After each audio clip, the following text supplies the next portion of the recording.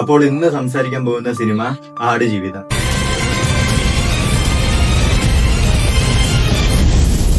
സംവിധാനം ചെയ്ത് AR റഹ്മാൻ, റസിൽ പൂക്കുറ്റി ഒത്തുചേർന്ന് മ്യൂസിക് സംവിധാനവും ചെയ്ത K സുനിൽകുമാറിന്റെ ക്യാമറയിൽ വളരെയധികം പ്രേക്ഷകരിലേക്ക് കൊണ്ടെത്തിച്ച വളരെ മനോഹരമായിട്ടുള്ള ഒരു ബ്ലസി ചിത്രമാണ് ആടുജീവിതം. ആടുജീവിതം ഒറ്റ വാക്കിൽ പറയണമെങ്കിൽ ഒരു പ്രവാസി മരുഭൂമിയിൽ ചെന്ന് അവിടെ പോയി കിടന്ന് എന്തൊക്കെ അനുഭവങ്ങളോ അല്ലെങ്കിൽ എന്തൊക്കെ കാര്യങ്ങൾ നരയിച്ചുള്ള കാര്യങ്ങളൊക്കെ അനുഭവിക്കാൻ പറ്റുമോ അതിലെ ഉപരി അത്രയ്ക്ക് നരകം അനുഭവിച്ച ഒരു കഥ തന്നെയായിരുന്നു ഈ ആടുജീവിതം. अंदर से कोई बाहर ना जा सके. അതില് എടുത്തു പറയാനുള്ള പൃഥ്വിരാജിന്റെ അഭിനയമാണ്. പൃഥ്വിരാജും മറ്റേ ഹക്കീം കൂടെ ഉള്ള ഹക്കീം പിന്നെ മറ്റേ ഗോകുൽ എന്നാണ് പുള്ളിക്കാരന്റെ പേര്. ആ 3 പേരും തകർത്തിട്ടുണ്ട് കേട്ടോ, സത്യം പറഞ്ഞ. പിന്നെ ഹക്കീം അവന്റെ അഭിനയം നൈസായിട്ട് അവൻ ചെയ്തിട്ടുണ്ട്. അവന് കിട്ടിയ ക്യാരക്ടർ കിടലായിട്ട് ചെയ്തിട്ടുണ്ട്, നല്ല രീതിയിൽ ചെയ്തിട്ടുണ്ട്. പിന്നെ പൃഥ്വിരാജിന്റെ അഭിനയം കറക്റ്റ് അറിയണമെങ്കിൽ ആ ചെമ്മരി ആട് വന്ന് ആ കളത്തിൽ വെള്ളം കുടിക്കുക ആ സീനില് കറക്റ്റ് ആടിനെ പോയി അവിടെ കിടന്ന് വെള്ളം കുടിച്ച് ഒരു സീനുണ്ട്, താടിയൊക്കെ നിറച്ച്. അത് കാണുമ്പോഴാണ് സത്യം പറഞ്ഞത്. അത് സംഭവം എന്ന് വെച്ച് കഴിഞ്ഞാൽ ഈ തുടക്കം നമ്മൾ ഈ സിനിമ തുടങ്ങുന്ന ടൈം പൃഥ്വിരാജിന്റെ ലുക്ക് എന്ന് പറയുന്നത് താടിയൊന്നും ഇല്ലാത്ത ലുക്കാണ്. പിന്നീട് ഈ മരുഭൂമിയിൽ വന്ന് കിടന്ന് നരയിച്ച് പിന്നീട് താടി എടുത്ത് ഇതെങ്ങനെ എനിക്ക് താടി ഉണ്ടായി ആ ഒരു രംഗം ഉണ്ടല്ലോ, അത് ഭയങ്കരമായിട്ട് കാറിൽ പോയി കണ്ണാടി കണ്ടിട്ട് താടി അത് ഭയങ്കര. പിന്നെ പൃഥ്വിരാജിന്റെ കഷ്ടപ്പാടെന്ന് പറഞ്ഞു കഴിഞ്ഞാൽ ചില്ലറ അല്ല ഈ സിനിമയ്ക്ക് വേണ്ടി ചെലവാക്കിയിരിക്കുന്നത്. 16 വർഷം.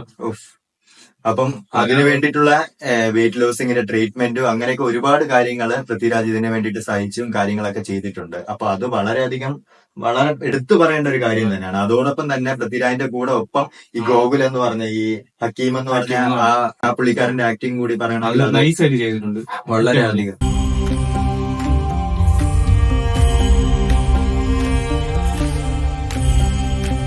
പിന്നെ ഡയറക്ടർ ഒരു ഇത് പറഞ്ഞിട്ടുണ്ട്, നമ്മൾ ഇതിലേക്ക് ഒരു പാമ്പിന്റെ ഒരു രംഗം വരുന്നുണ്ട്. അത് അവര് ഒറിജിനലായിട്ട് വെയിറ്റ് ചെയ്ത് ആ ടൈമില് ഒറിജിനലായിട്ട് അവർ എടുത്തതാണെന്നാണ് പറയുന്നത്. ആ പാമ്പിന്റെ സീന്, ആ പാമ്പിന്റെ അവര് ഒറിജിനലാണ്. അത് അല്ലല്ല, കാണിക്കുന്നത് ഒറിജിനൽ പാമ്പാണ്. മരുഭൂമിയിൽ ശരിക്കും വിഷപ്പാമ്പിനെ കണ്ടായിരുന്ന? ആ കണ്ടു. ഞങ്ങള് അയ്യോ ഇത് ആരുടെ സീൻ? ബ്ലസ്സിയോടോ? ഞങ്ങള് ഷൂട്ട് ചെയ്തിരിക്കുന്ന സീനിൽ പാമ്പുകളുടെ സീനിൽ ഒറിജിനൽ പാമ്പാണ്. അത് ട്രെയിലറിൽ നമ്മൾ കാണുന്ന ഒറിജിനൽ പാമ്പാണ്. VFX മൾട്ടിപ്ലിക്കേഷൻ ഉണ്ട്. അതായത് നമ്മൾ എത്ര ബ്ലസ്സിനോട് ചോദിക്കണം, 4 or 5 ഒറിജിനൽ പാമ്പുകളും അതിനെ VFX മൾട്ടിപ്ലൈ ചെയ്തിരിക്കുകയാണ്. ക്ലോസപ്സ് ഒക്കെ റിയൽ പാമ്പാണ്. പിന്നെ ഈ ട്രെയിലറിൽ കാണുമ്പോൾ മനസ്സിലാവും, ട്രെയിലറിൽ ഈ ഒട്ടകത്തിന്റെ ഒരു ഷോട്ട് കാണിക്കും.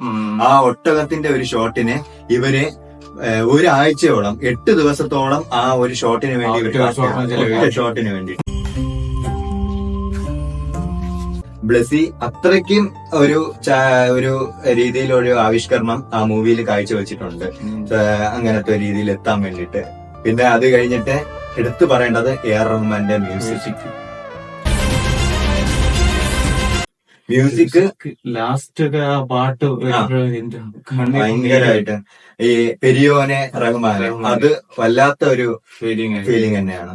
ഭയങ്കരമാണ്. കാരണം ആ മൂവി ലാസ്റ്റ് ആ ഡെപ്തിലേക്ക് നമ്മൾ ആ ഒരു വിഷമത്തിന്റെ രീതിയിൽ കൊണ്ടെത്തുന്നത് ആ ഒരു അവരുടെ ഉടമ ആ സ്ഥലത്തില്ലാത്തപ്പം കുറച്ച് വെള്ളം എടുത്ത് മുഖത്ത് ഇടാൻ വേണ്ടിയിട്ട് ഇടുമ്പം ആ വെള്ളം ഇടുമ്പം മുഖം ഒരുമാതിരി എരിയുന്ന പോലെ ഒരു ഇത് കാണിക്കും. അപ്പൊ ഒരു അഭിനയമുണ്ട്. കിട്ടിയത് അത് അതുപോലെ തന്നെ ആ പാന്റ് എടുത്തിടുമ്പം മുമ്പ് വന്നതിനേക്കാളും ആ ഒരു ഇടുപ്പല്ല ഇപ്പോഴെന്നുള്ള രീതിയില് കയറ് കെട്ടിയാണ് അതിലാ മറ്റേ വയർ ഒട്ടിക്കിടക്കുന്ന ഒരു സീന് കാണിക്കും. അതൊക്കെ കാണാനുള്ള പടം തന്നെ സത്യം പറഞ്ഞാല്. പിന്നെ എല്ലാരും കാണേണ്ട പടം തന്നെ. അതിലൊരു അഭിപ്രായം പറയണമെങ്കിൽ മറ്റേ പാട്ടുണ്ടല്ലേ, ആ പാട്ട് പെരിയോന്, ആ പാട്ട് കുറച്ചുകൂടി നേരത്തെ കുറച്ചുകൂടി ഫ്രണ്ടിലോട്ട് വന്നില്ലെങ്കിൽ കുറച്ചുകൂടി ബെറ്റർ ആയിട്ട് തോന്നി. ലാസ്റ്റ് അവസാനം കൊണ്ട് ആ പാട്ട് വെച്ച ഒരു നെഗറ്റീവ് അല്ല, എന്നാലും കുറ്റം പറയുന്നത് കുറ്റം പറയാനല്ല, കുറച്ചുകൂടി ഫ്രണ്ടിലോട്ട് വേണമെന്ന് എന്റെ ഒരു അഭിപ്രായമാണ്. അതെ, നല്ല ഒന്നുമില്ല ഇതിന് കുറ്റം പറയാനൊന്നുമില്ല. കാരണം അത്രയ്ക്ക് വളരെയധികം ഖനിച്ച് നല്ല രീതിയിൽ എടുത്തേക്കുന്ന ഒരു ബ്ലെസി ചിത്രം. അതിലുപരി പൃഥ്വിരാജിന്റെ അഴിഞ്ഞാട്ടം, അഭിനയ അഴിഞ്ഞാട്ടം എന്ന് വേണമെങ്കിൽ പറയാം. അമ്മാതിരി മാസ്, അമ്മാതിരി തകർത്താടി അഭിനയിച്ചിട്ടുണ്ട് പൃഥ്വിരാജ്. പിന്നെ മറ്റേ പാട്ട് അമലാപ്പോളും അമലാപ്പോളും നാട്ടിലെത്ത അത് നമുക്ക് തീർത്തും അത് അറിയാൻ പറ്റും. എങ്ങനെയാന്ന് വെച്ച് കഴിഞ്ഞാൽ നമ്മൾ ഈ മരുഭൂമിയിലെ തരിശമായിട്ട് കിടക്കുന്ന ആ ഒരു സ്ഥലത്ത് നിന്ന് കുറച്ച് വെള്ളം ഇങ്ങനെ വരുമ്പം അതിന്റെ കറക്റ്റ് ആ സീനെ മേക്ക് ചെയ്തിട്ടുണ്ട് കേട്ടാ. കറക്റ്റ് ആ വെള്ളം കയറി പോകുമ്പോ അവരെ ട്രാൻസ്ഫോർമേഷൻ ആയിട്ട് നാട്ടിലെ ഒരു സീനാണ്. അത് അടിപൊളി. കാരണം നാട്ടില് ഇപ്പം ഈ വെള്ളത്തിൽ നിന്ന്, ഈ തരിശ ഭൂമിയിൽ നിന്ന് പെട്ടെന്ന് നമ്മളെ നാട്, നമ്മളെ പച്ചപ്പ്, ഈ പുഴ ഒഴുകുന്നത്, തടാകം, അങ്ങനത്തെ ഒരു ഇത് വെച്ചിട്ട് തോണിയിൽ ഇവരെ കിടക്കുന്നത്, അങ്ങനത്തെ ആ ഒരു സീൻ നാട്ടിലെ കാണിക്കും. ആ ഒരു ട്രാൻസ്ഫോർമേഷൻ, ആ ഒരു രീതിയും അതിനെ സമ്മതിക്കും. അവരെ ലവ് അതൊക്കെ നല്ല രീതിയിൽ എടുത്തിട്ടുണ്ട്.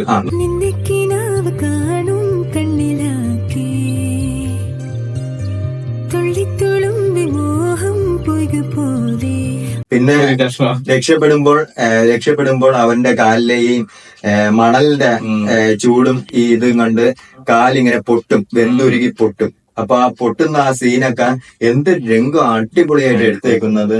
ആ പാമ്പ് ഇവന്റെ കാലിൽ കൂടെ കടന്നു പോകുമ്പോ കടിച്ചോ ഇല്ലേ എന്നുള്ള രംഗം, അതൊക്കെ ഭയങ്കരമായിട്ട്. പിന്നെ അതിലുപരി പുഴുത്തില്ലാതായി അനുഭവിച്ച ആ കാര്യം റിയൽ ആണെന്ന് വെച്ച് പറയുകയാണെങ്കിൽ സത്യം പറഞ്ഞാല് നമുക്ക് സിനിമപരമായിട്ട് ഇത് വേണമെങ്കിൽ സിനിമാറ്റിക് പോലെയാണ് ഞാൻ കണ്ടത്. അത് റിയൽ ആയിട്ട് ഈ സ്റ്റോറി സത്യം പറയാൻ ഒന്നും പറയാനില്ല. സംഭവം അനുഭവിച്ചിട്ടുണ്ടല്ലേ? ഉറപ്പായിട്ടും. പക്ഷെ ഞാന് നജീബ് എന്ന് പറഞ്ഞ ആളുടെ പുള്ളിക്കാരന്റെ ഇന്റർവ്യൂല് കണ്ടതെന്ന് വെച്ച് കഴിഞ്ഞാൽ ഈ ഫസ്റ്റ് ലുക്ക്, പൃഥ്വിരാജിന്റെ ഫസ്റ്റ് ലുക്കിനെക്കാളും ഭയങ്കര ശോകാവസ്ഥയായിരുന്നു പുള്ളിക്കാരന്റെ. അപ്പൊ ഇതിന്റെ അപ്പുറമായിരുന്നു എന്നാണ് പറഞ്ഞത്. ഫസ്റ്റ് ലുക്ക് ഇറങ്ങിയപ്പോ നജീബ് എന്ന് പറഞ്ഞ ആളോട് ചെന്ന് പറഞ്ഞെന്ന്, നജീബിക്ക നിങ്ങളെ പോലത്തെ സാമ്യമുള്ള ഇത് ഇറങ്ങിയല്ലോ, എന്താണ് അഭിപ്രായം, എങ്ങനെ നിങ്ങളെ പോലെ ആണോ എന്ന് ചോദിച്ചപ്പം ഇതല്ല, ഇതിനേക്കാളും അപ്പുറമായിരുന്നു എന്റെ അവിടുത്തെ അവസ്ഥ എന്ന് പറയണമെങ്കിൽ ഇതിനേക്കാളും എങ്ങനെ ആയിരിക്കും. പക്ഷെ ഇത് എന്ന് പറഞ്ഞിട്ട് ആ സിനിമയിൽ നമ്മൾ കുറച്ച് പറയുന്നതല്ല, അതിലുപരി അവിടെ അനുഭവിച്ചിട്ടുണ്ട്. അതെന്താന്ന് വെച്ച് കഴിഞ്ഞാൽ ആ സിനിമ കാണുമ്പോൾ നിങ്ങൾക്ക് മനസ്സിലാവും അതിന്റെ എന്താണ് ആ തീവ്രത നമ്മളിപ്പോ പറയുന്നതെന്ന് നിങ്ങൾക്ക് മനസ്സിലാവും. അതിൽ ഓരോ ക്യാരക്ടറിന്റെയും ഓരോ ആൾക്കാരുടെയും എന്തൊക്കെ അനുഭവങ്ങളാണ്, അല്ലെങ്കിൽ എന്തൊക്കെ ദുഷ്ട അനുഭവങ്ങൾ അവിടെ സംഭവിച്ചിട്ടുണ്ട്, എന്തൊക്കെ പ്രയാസങ്ങളാണ്, എന്തൊക്കെ കാര്യങ്ങള്. പക്ഷെ സത്യം പറഞ്ഞ മറ്റേ അങ്ങേർക്ക് ഹെൽപ്പ് ചെയ്ത മറ്റേ ആഫ്രിക്കയിലാണ്. അങ്ങേക്കാണ് സത്യം പറഞ്ഞ ഒരു ഹാറ്റ്സ് ഓഫ് കൊടുക്കാനുള്ളത്. സത്യം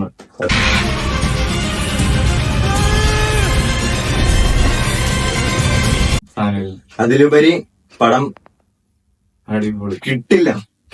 നിങ്ങൾ must watch in theatre experience, അത്ര എനിക്ക് പറയാനുള്ളൂ. മസ്റ്റ് വാച്ച്, അടിപൊളി. അത്രയ്ക്ക് നാഷണല് ആ അവാർഡൊന്നും പോരാ സത്യം പറഞ്ഞാല്. നല്ല അഭിനയം, പുതിയൊരു അവാർഡ് കൊണ്ടുവരണം ചേട്ടാ. ഈ പടത്തിന് വേണ്ടി പുതിയ അവാർഡ് കൊണ്ടുവരണം. അമ്മാര് അഭിനയിച്ചിരിക്കുന്നത് അത്രയ്ക്ക് തകർത്ത്. പിന്നെ അതിലുപരി നമ്മൾ ഈ വീഡിയോ വെച്ച് തീർക്കാൻ നമ്മൾ ഉദ്ദേശിക്കുമ്പം പറയേണ്ടത്, പ്രവാസികൾക്ക് ഒരു ബിഗ് സല്യൂട്ട്. ഇത്രേ പറയാനുള്ളത്. കാരണം നാട്ടിൽ ഇത്രയും വലിയ കാര്യങ്ങളും സൗകര്യങ്ങളും ഒക്കെ ഉണ്ടായിട്ടും പുറത്തു പോയി കഷ്ടപ്പെടണമെങ്കിൽ അവന്റെ ജീവിതാവസ്ഥകളായിരിക്കും അവരെ അവിടെ എത്തിക്കുന്നത്. പക്ഷെ അവിടെ നിന്ന് അവിടെ കുറച്ച് ആൾക്കാർ നല്ല ആൾക്കാരുണ്ട്, നെഗറ്റീവ് ആയിട്ടുള്ള ആൾക്കാരുണ്ട്. എന്നാലും നമ്മള് ഇവിടെ നിന്ന് കഷ്ടപ്പെട്ടല്ലേ അവിടെ പോയി. ഉറപ്പായിട്ടും. അപ്പൊ അവിടെ പോയിട്ട് കഷ്ടപ്പെടുന്ന ഓരോ പ്രവാസികൾക്കാവട്ടെ ഒരു ബിഗ് സല്യൂട്ട്.